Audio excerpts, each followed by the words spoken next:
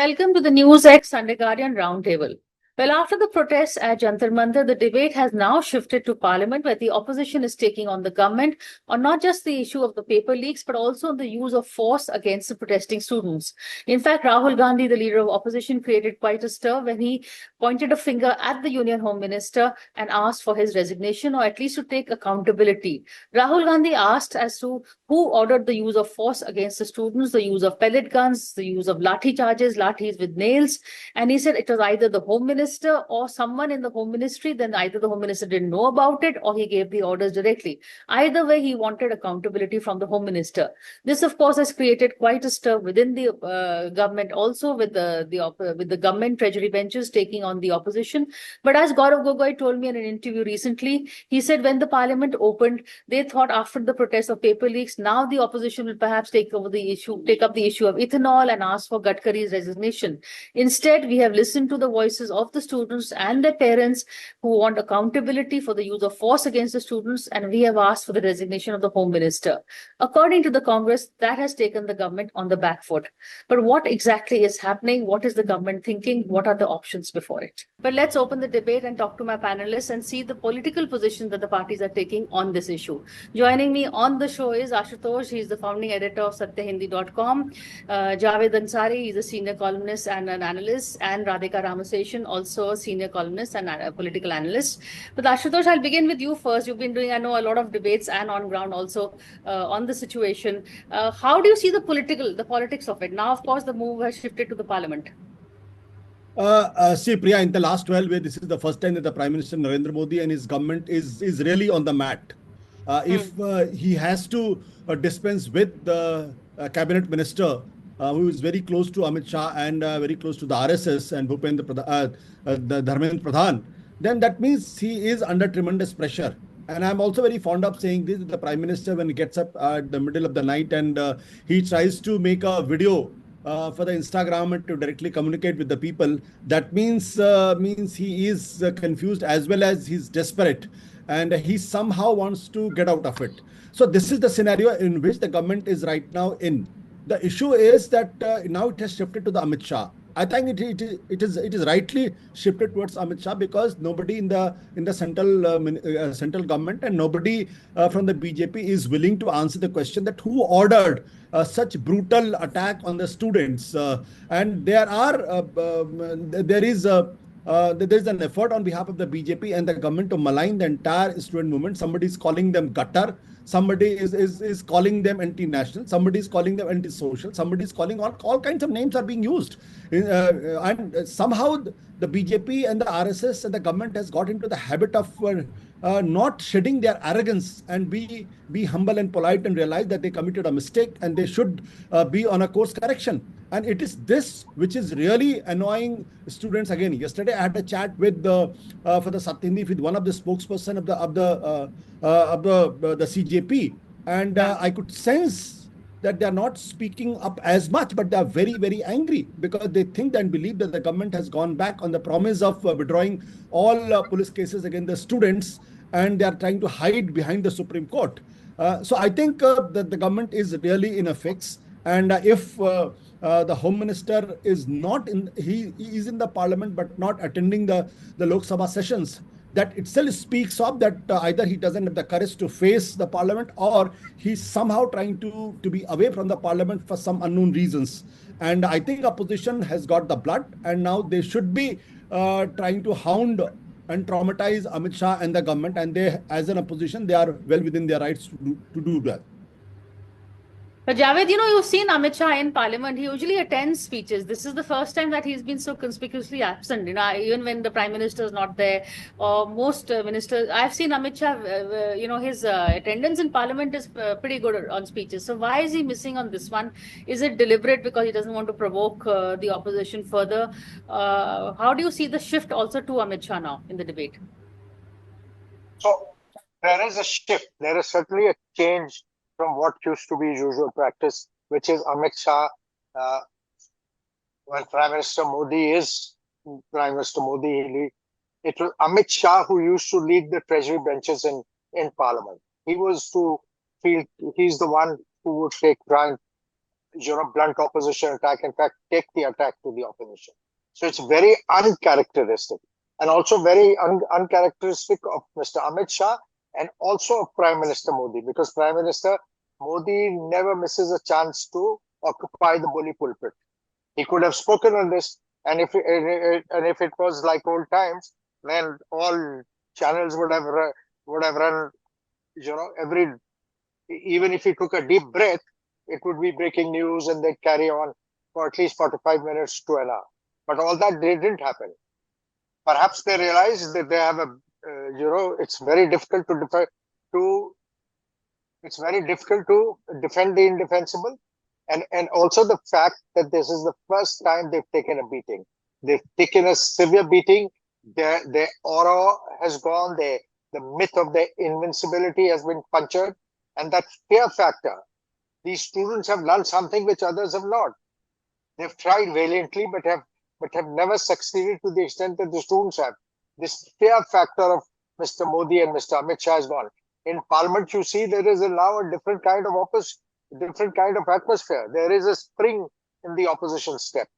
Of course, they still have a lot of ground to cover, but they are far more aggressive, far more on their feet, agile than they were in the past. And all this is because the atmospherics have changed. Earlier, everything that the government did was lapped up. Now, everything that they do is being questioned. So, and the opposition is well within its rights.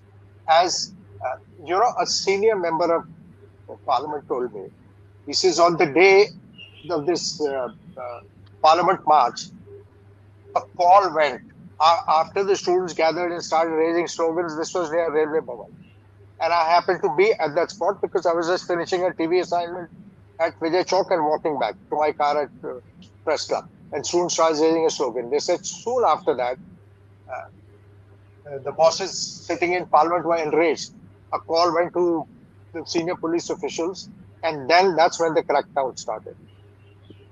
As the boss of the Home Ministry, the buck stops with you. No amount of obfuscating, no amount of deflecting the issue with you.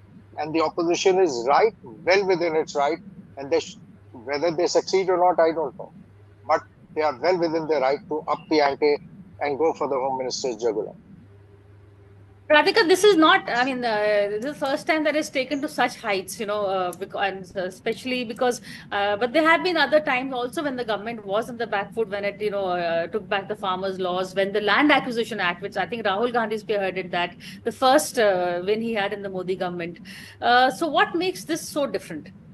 The land law, I remember in 2015, when it was put in cold storage, it was largely because the RSS's Farmers Front didn't want it, the Swadeshi Jagran Manch didn't want it.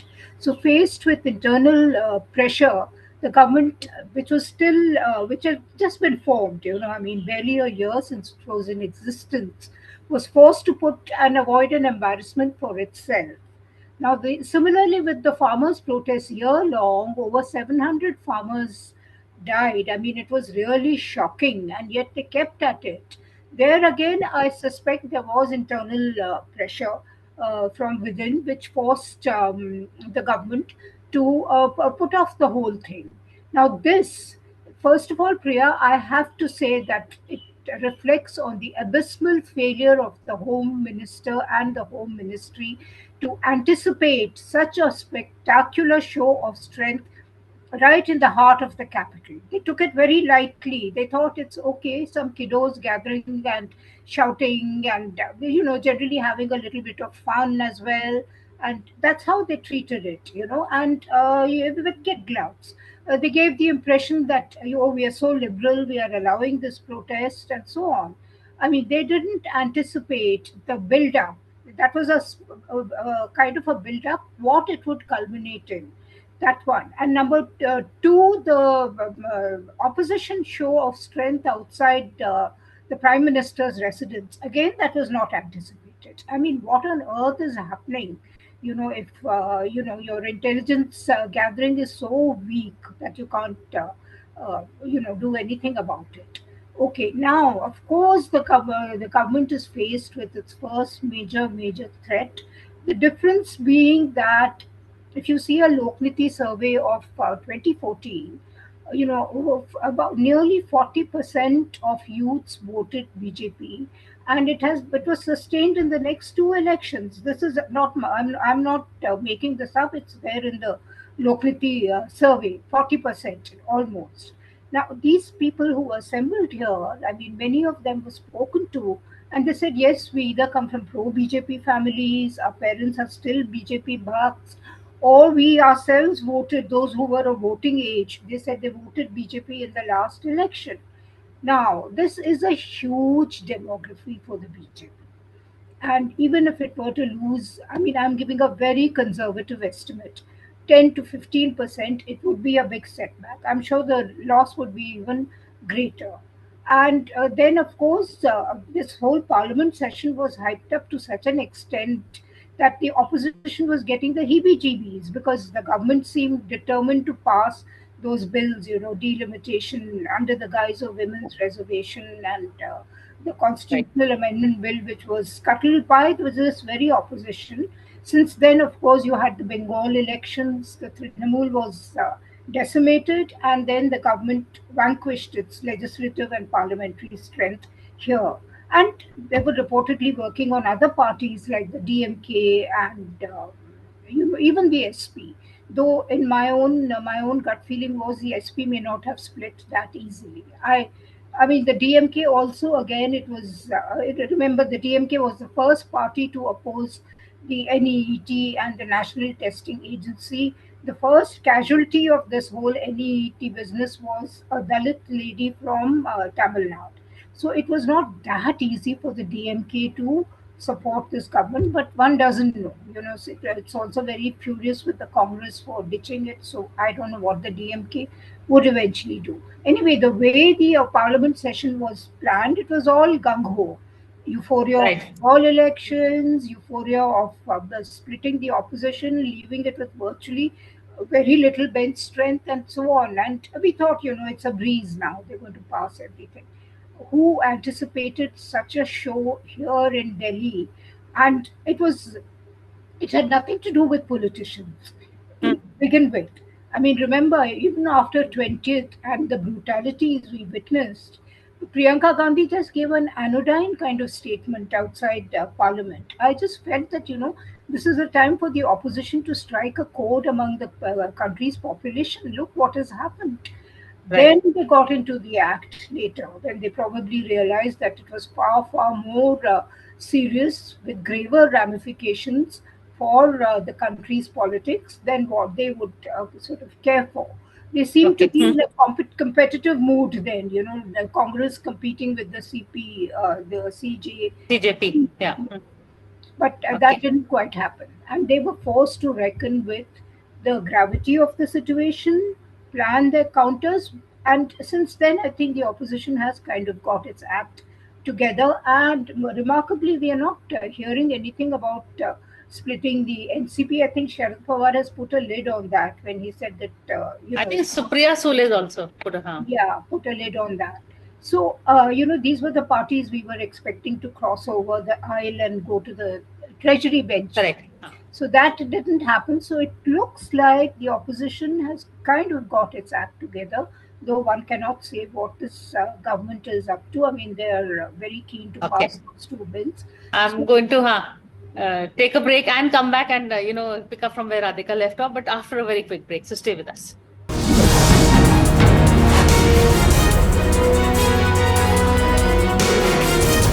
Hello and welcome back to the NewsX Sunday Guardian Roundtable. We are taking a look at the political impact of the students' protests and 2-3 points, Ashutosh, that Radhika made. One, of course, was that this session was supposed to go on a very different tune. The whole idea was to split the opposition, but it seems the students have united the opposition.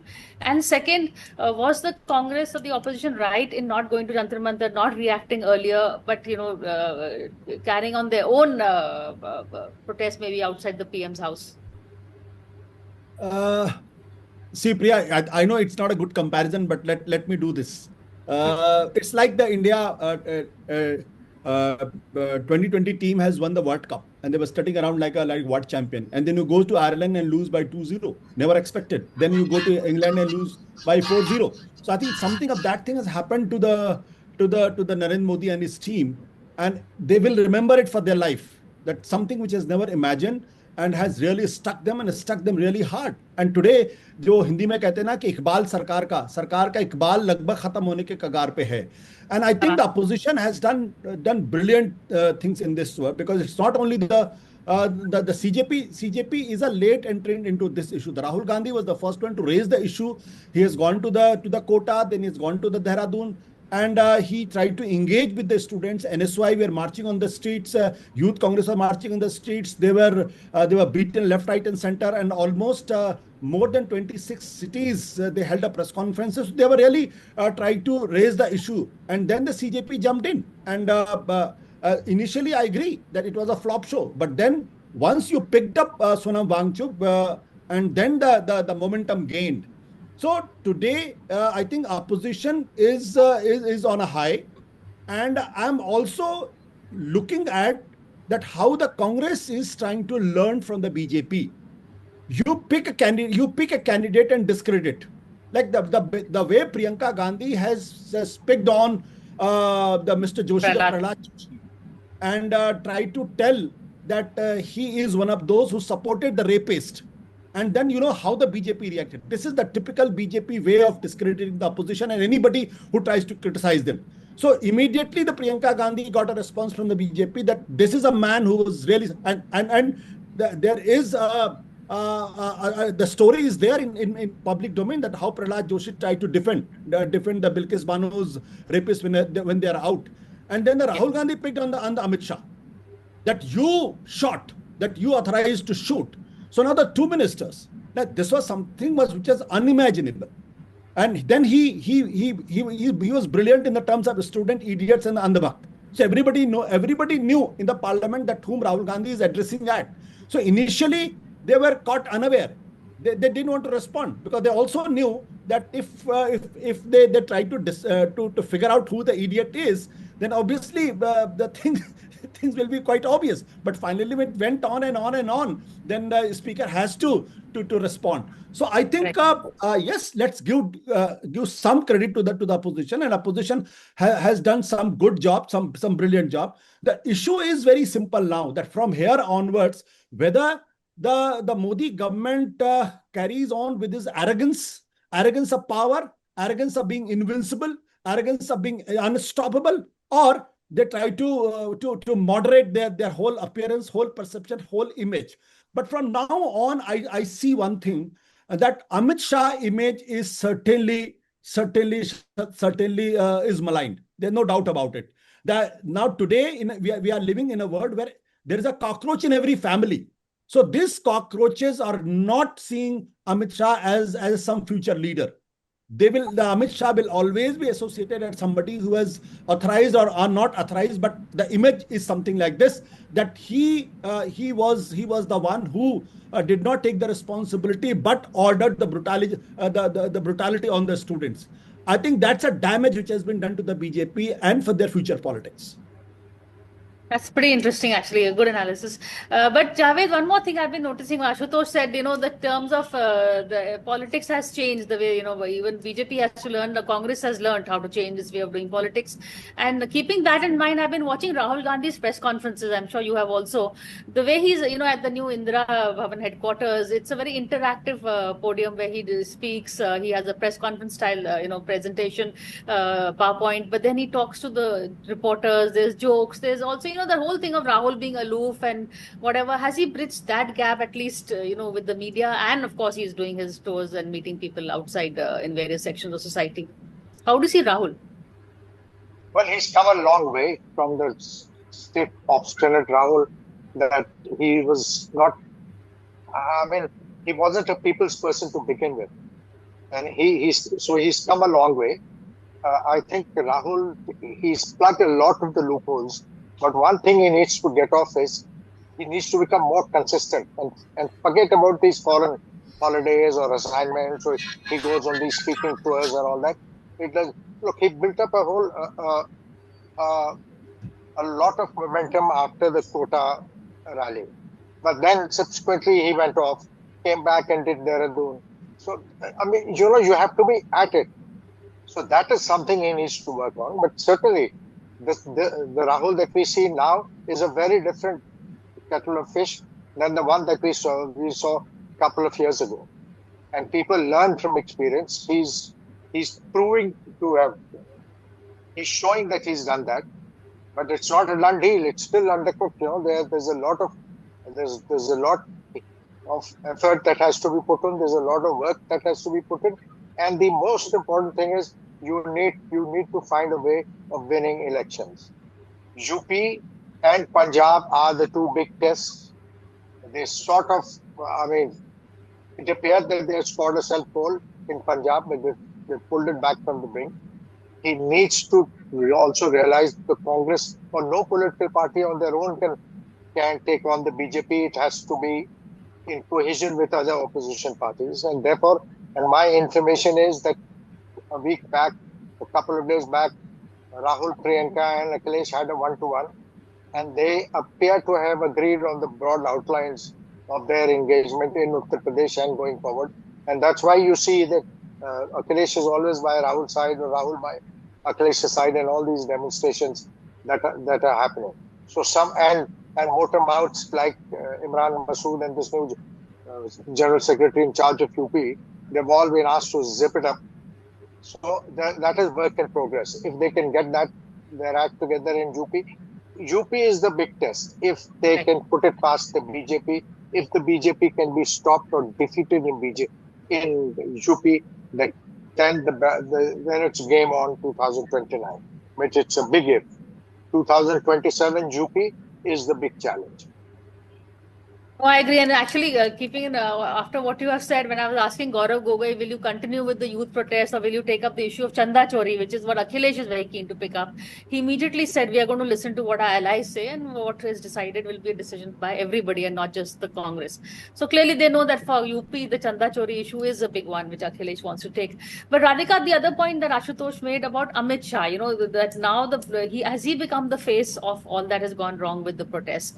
And how will he take it? Because he's not the one, he obviously has something up his sleeve. From people who cover the Home Ministry are saying he's not given up on the delimitation bill. If he can't do it this session, he'll probably call a special session.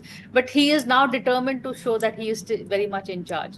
Yeah, absolutely. I mean, he will do whatever it takes to get these two bills through, whether it's in this very session or a special session. He's not going to give up. Amit Shah is not the kind who gives up on his agenda easily. I mean, he doesn't. Not just easily, he just hangs on to it and makes sure that whatever he wants is pushed through.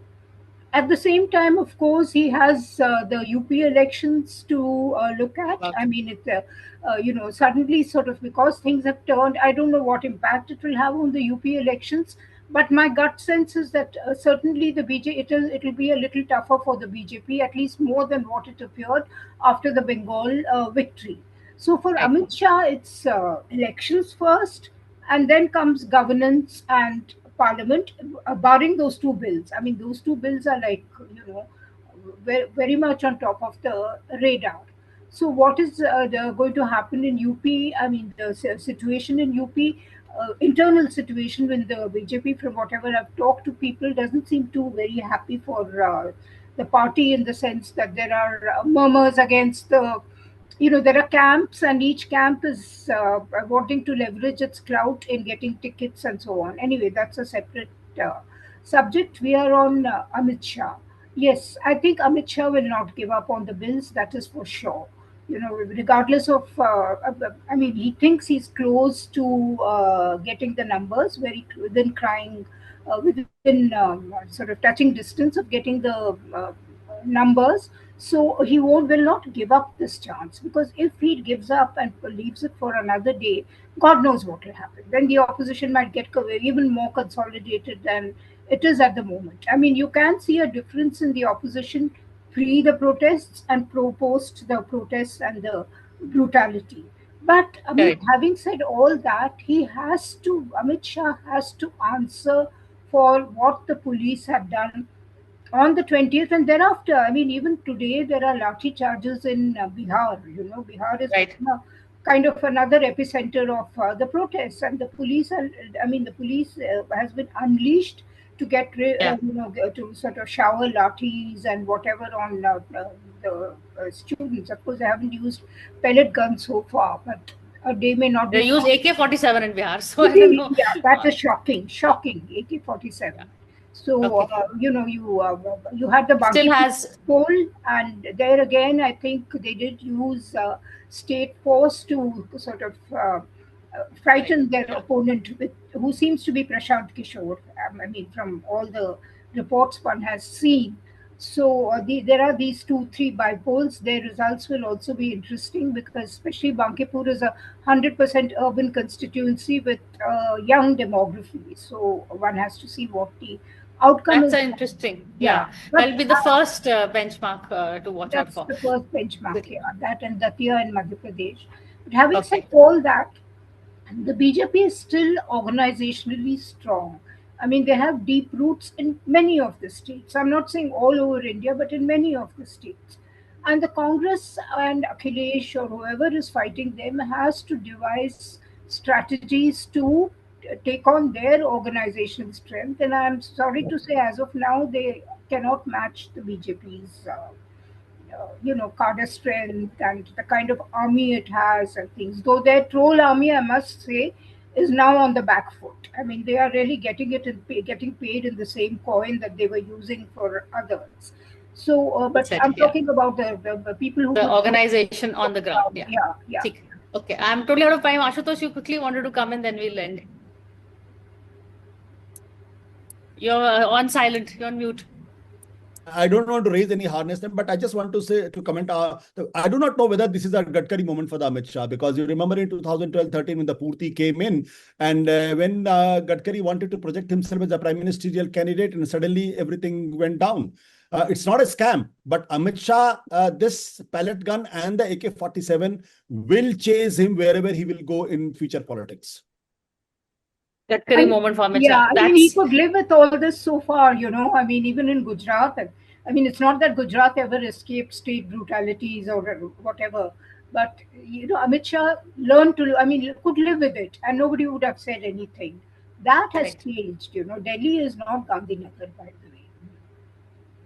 On that note, I think we've had a pretty comprehensive conversation on what is happening and what will probably happen in the next few weeks. So watch this space, but thank you so much for this conversation. Thanks.